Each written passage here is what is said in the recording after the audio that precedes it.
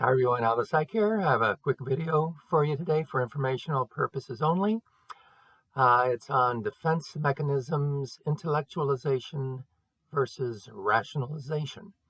And I've taken information from Theory and Practice of Counseling and Psychotherapy from Gerald Corey. This is a book from way back in 1977 that I like. I also took information from psychologenie.com, if I'm saying that right. So first of all, what are defense mechanisms? Well, defense mechanisms help the individual cope with anxiety and defend the wounded ego. Okay, now they're not necessarily bad. I mean, it's helpful to have uh, coping mechanisms and defense mechanisms. It's just like most things, though. It's like, to what extent are you using them, and are you using them so much that they might be causing concern? Now, a lot of times, intellectualization and rationalization are confused, and they are kind of similar.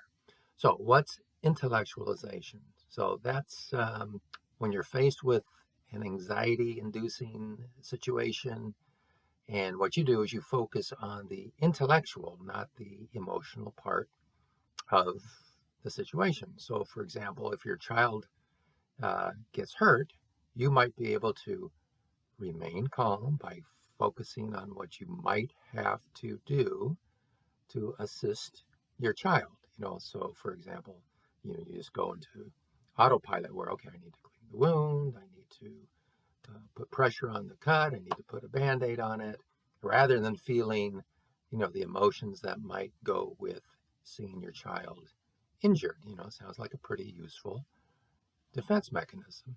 And if you've ever seen the, EMTs, you can see that they're just matter of fact, they're doing their work. They can't get, you know, uh, bothered or interrupted with, emotions at that point in time. They've got a job to do. So now, what is rationalization? So this is when you come up with a, good reason to explain away a bruised ego or a disappointment. So, for example, if you ask somebody out and that person says no, you may rationalize away the hurt by telling yourself something like, well, he or she is probably not my type anyway, probably have nothing in common.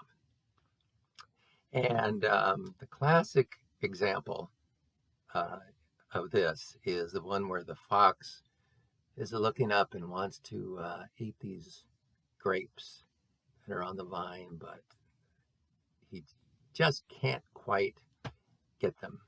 And ultimately, he accepts the fact that he can't get them, but he eases the disappointment by telling himself that, well, the grapes were probably sour anyway, hence the expression sour grapes.